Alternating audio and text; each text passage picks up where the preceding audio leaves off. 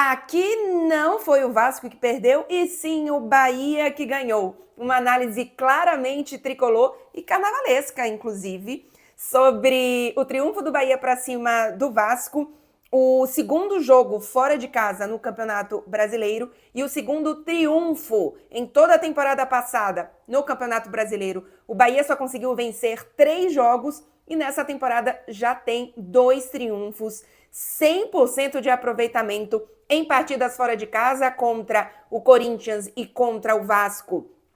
Para mim, inclusive, duas equipes que o Bahia é mais time do que as duas equipes, mas são duas equipes que, obviamente, pela tradição, enfim, porque também tem qualidade e pela própria competitividade do Campeonato Brasileiro, podem ser adversários diretos por uma vaga na próxima Libertadores, e especialmente quando a gente fala de G4, para mim o Fluminense, que foi o outro adversário do Bahia por enquanto, tá à frente desses dois, mas ainda assim, ao longo do campeonato, podem se tornar até confrontos diretos, né? Então, importantíssimo, para mim tem uma característica em comum nesses dois triunfos, eu vou falar um pouco sobre elas, mas claro, também analisar aqui algumas mudanças que Rogério Ceni fez. Uma delas eu acho que era bem esperada, a outra não é que me surpreendeu, mas que eu achei que talvez demorasse mais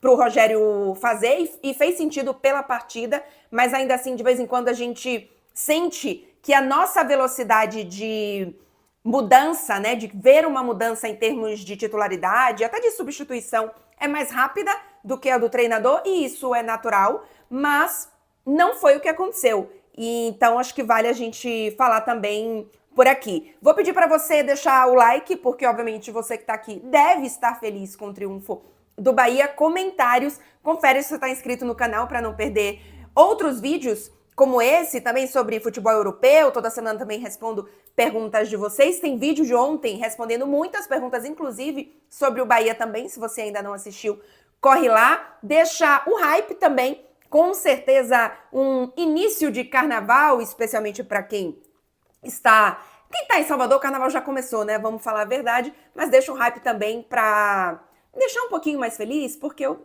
queria estar no carnaval e não estou. Semana que vem tem Liga dos Campeões e tem muito trabalho por aqui. Vamos lá. Vamos começar com os jogadores e aí a escalação, e aí a gente vai aos poucos analisando a partida. Só resumidamente, e aí não tem muita novidade aqui, vocês com certeza já assistiram também muitas análises de outros produtores de conteúdo e jornalistas. Foi um início de primeiro tempo bom do Bahia, né, com mais chances. Obviamente vem o gol, assim, numa jogada, o Rogério falou depois da partida, né, que é uma jogada ensaiada, mas que não estava programada para essa partida. Então, assim, tiro o chapéu para o Everton Ribeiro, que a gente tira toda a partida, né, assim, não tem nem mais o que falar do Everton Ribeiro, mas também do Juba, a inteligência dos dois, dando o gol para o Bahia aos 22 minutos. Depois do gol, e aí foi perceptível, o Bahia passa a jogar um pouco mais recuado, né? Passa a ter menos chances, passa a ser menos dominante e controlador da partida. Tem sido até uma característica nova deste Bahia, né? De não ser tão protagonista em termos de posse de bola. O Bahia não teve mais posse de bola e é um desejo normalmente deste Bahia ter mais posse de bola, é uma característica objetiva, né, desse Bahia. Não é ao acaso que o Bahia tem mais posse de bola na maioria das partidas, é um desejo deste Bahia. Então, mostra uma versatilidade importante com o triunfo, né? A gente via muitos jogos da temporada passada, um Bahia que não sabia jogar ou não conseguia se segurar quando não fazia o seu plano A, né? Quando não conseguia exercer o seu plano A, e não tem sido assim, ao menos nesse início de temporada, um recorte pequeno, é verdade, mas que já traz alguns pontos importantes. O Ronaldo, assim, tem falado aqui vídeo após vídeo. Não temos mais um problema no gol.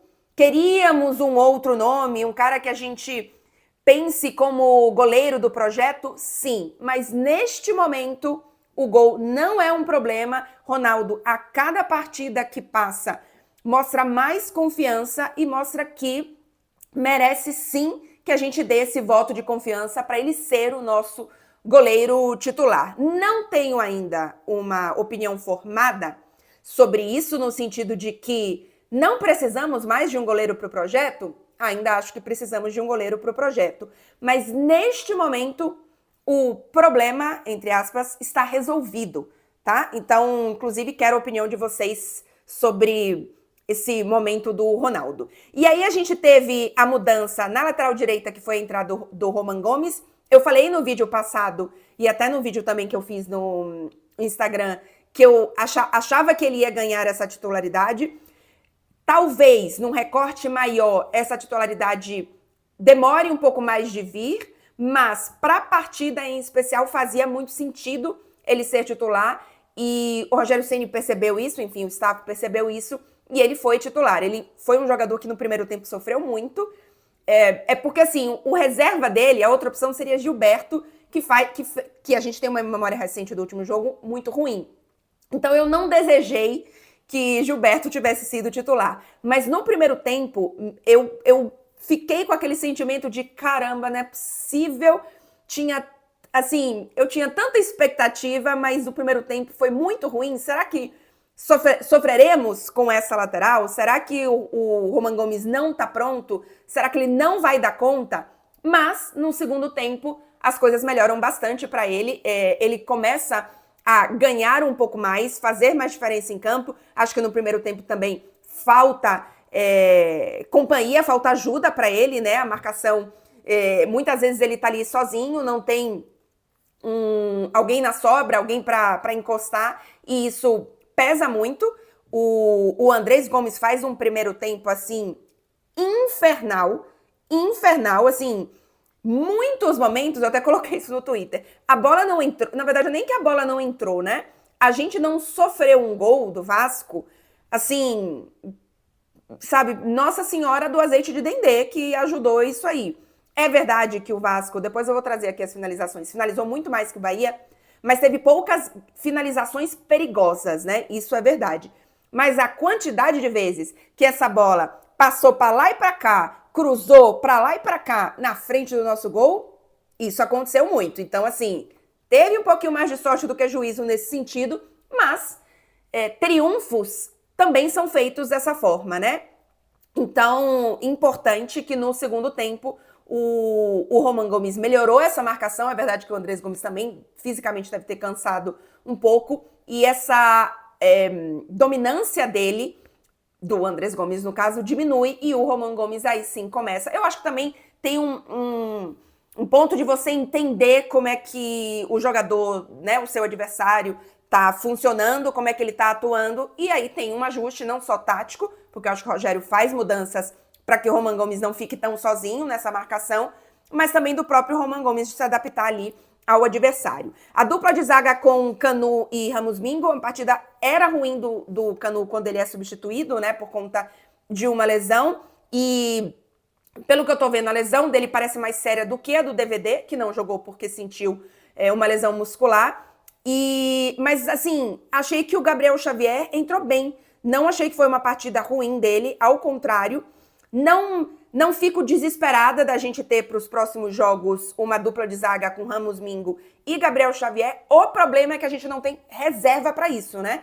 Assim, as reservas que a gente vai ter são de jogadores que, na minha opinião, não estão prontos para. Então, fica um pouquinho essa questão aí. Vamos torcer que DVD seja uma recuperação mais rápida, que não seja uma lesão tão complicada. Mas para a semana que vem, por exemplo, em Libertadores, diria que a gente deve ter o Ramos Mingo e o Gabriel Xavier, né?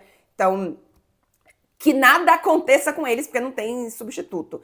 Na esquerda, Luciano Juba, que fez uma partidaça, para mim foi o melhor do jogo do Bahia. É um jogador que a gente fala, assim, eu fico um pouco chocada, frustrada, que a gente tenha um lateral esquerdo, que para mim é o melhor lateral esquerdo em atuação no Brasil há algum tempo, com regularidade, ainda que o jogo passado dele tenha sido ruim pelo Bahia, mas com uma regularidade muito grande, ainda que não seja perfeita, mas bastante importante. E esse jogador simplesmente não tenha tido ainda uma chance na seleção brasileira. Foi convocado, mas não atuou, né? Então, não faz diferença. Assim, óbvio que faz diferença ele ter sido convocado, absolutamente merecido, mas ele não foi testado ainda. E é frustrante, porque é uma posição que a gente fala tanto, não temos lateral, é o problema do Brasil, é o problema da seleção brasileira, não temos lateral. Temos lateral, só que esse lateral não está sendo testado, esse lateral não está sendo utilizado. Então, assim, eu fico pensando, e sendo bem sincera mesmo, tá? E eu entendo todo o processo de mídia, faz parte, a vida é assim, o futebol é assim, estar no holofote, quanto mais você é visto, mais você é visto. E se o Juba fosse o lateral esquerdo do Flamengo, o que vocês acham que estaria acontecendo? Então, pra mim, assim, essa história de que não temos lateral, ele só não tá sendo utilizado, ele não tá sendo testado. E talvez, gente, ele vá ser testado na seleção brasileira e talvez não funcione, sabe? O Juba, ele tem uma característica de jogar no Bahia em que ele centraliza muito. O Bahia muitas vezes fica só com os outros três da linha de defesa fazendo uma linha de 3 e o Juba centraliza um pouco mais. Óbvio que tem questões táticas e de posicionamento que não vão encaixar, já não vão cair, talvez como uma luva na seleção brasileira. Mas esse cara não ser testado, isso me incomoda loucamente. Mas enfim, seguindo para o meio-campo, o Azevedo fez uma partida ruim, né? Não foi uma partida boa dele, talvez tenha sido o jogador menos, com uma menor performance no jogo contra o Vasco. O Jean Lucas e o Everton Ribeiro. O Jean Lucas também não fez uma grandíssima partida, mas ainda assim, para mim, segue sendo o titular do Bahia. Eu entendo que muita gente já acha que o Eric tá pedindo passagem e tal. Eu ainda acho que é importante você ter o Eric no banco, para você ter esse jogador que pode eventualmente até jogar melhor do que o seu titular. Isso é elenco para mim, né? Isso é amplitude de elenco. É você ter jogadores que saem do banco e não diminuem a qualidade da sua equipe e muitas vezes podem melhorar, ainda que não sejam os jogadores titulares. Já falei do Everton Ribeiro aqui, não tenho nem mais o que falar para ele. Eu tenho sentido, e aí talvez tenha a ver com a falta do Caio Alexandre, com os jogos, com a forma como o Bahia tem se comportado.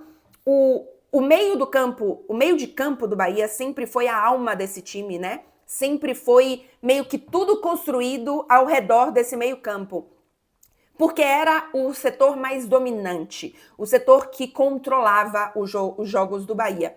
Nessa temporada isso está mudando um pouco, tá? A gente tem visto menos controle desse meio-campo, o meio-campo que tem aparecido menos. As alas, as laterais do Bahia sempre foram muito importantes, mas elas estão se tornando mais dominantes durante a partida do que o meio-campo. E aí, eu acho que em alguns jogos a gente vai precisar que esse meio-campo mais dominante apareça, então que não seja uma involução, e sim apenas uma circunstância, e que a gente tenha essas duas opções, né? De jogos onde os nossos laterais e os nossos pontas, os nossos corredores laterais sejam predominantes, mas jogos em que o nosso meio-campo também saiba, como soube, muitos momentos da temporada passada, ser este principal ativo da equipe. E aí tivemos Ademir, Kiki Oliveira e o William José. Uma partida ruim do William José, mas acho que, para mim, ele ainda é o titular, tá? Para mim, Everaldo, nesse momento, não é titular do Bahia. Ele foi muito útil quando entrou. Um jogador que segurou muito a bola, que brigou muito e que traz a característica que eu vou falar aqui um pouquinho sobre os dois jogos fora de casa, né? Os 2 triunfos fora de casa. Acho que o Everaldo tá muito nesse contexto, mas o William José, para mim, no contexto do Bahia, tecnicamente, ele é o meu titular ainda, tá bom?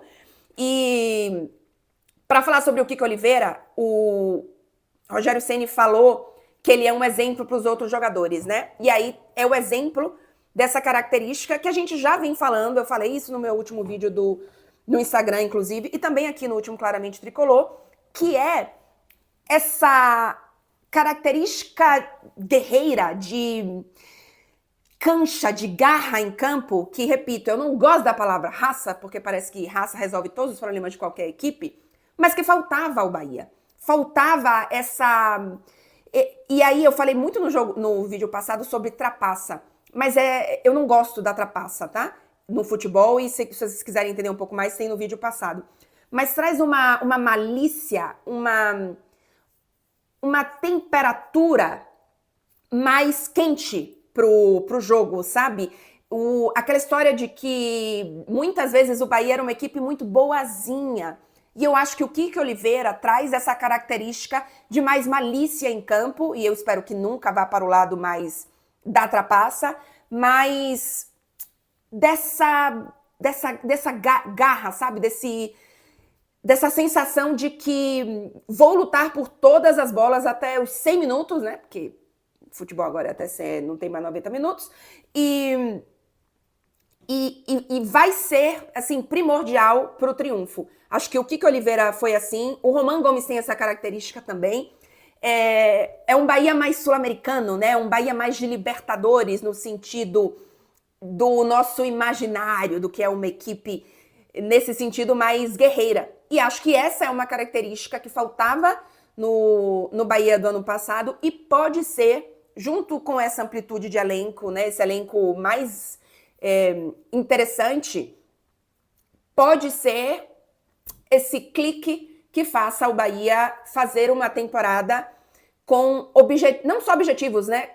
Mas atingir os seus objetivos de forma maior, porque o objetivo do Bahia claramente é classificar para a Libertadores, mas esse passinho a mais pode garantir a vaga direta, pode ser o que faça a gente ir para a fase de grupos de Libertadores, que não aconteceu na temporada passada, e quem sabe numa competição como Copa do Brasil, que eu acho que em termos de título, né, nacional, é mais realista do que o Campeonato Brasileiro, possa ser o nosso brilhinho a mais, né? Aquela coisinha, o plus a mais que faltou na temporada passada, e acho que a gente tá vendo essa característica e ela é muito importante, tá? É um triunfo pra gente comemorar, com problemas.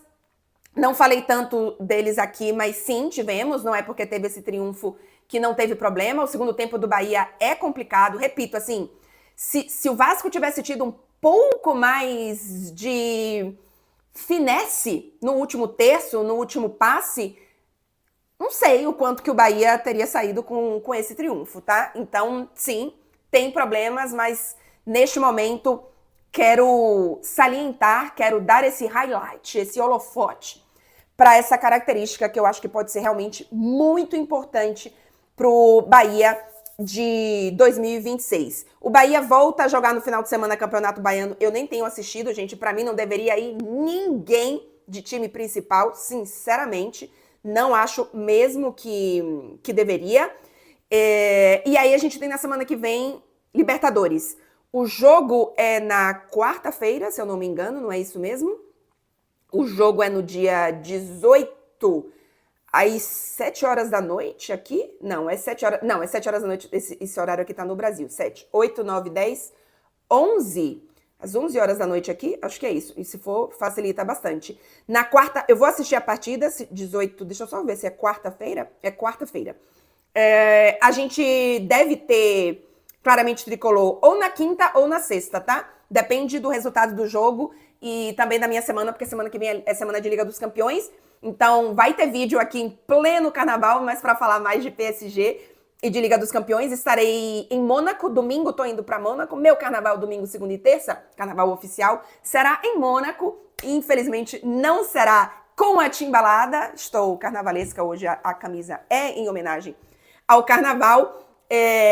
Mas vai ter vídeo falando mais sobre o PSG e aí depois a gente volta para falar sobre estreia do Bahia nessa Libertadores. Não sai do vídeo sem deixar o like, porque se você deixa o like, esse vídeo é entregue para mais pessoas. Compartilhe esse vídeo nos seus grupos aí de WhatsApp, que eu sei que vocês gostam de compartilhar. E as cornetas e opiniões sobre esse Bahia também nos comentários. Se você tem um hype aí disponível, deixa o hype também antes de sair aqui desse vídeo. E bom final de semana, bom carnaval para todo mundo, com um juízo limitado, mas algum tipo de juízo para poder voltar para casa, né? Porque ter que voltar para casa em algum momento. É isso, gente. Bom carnaval para todo mundo e bom final de semana.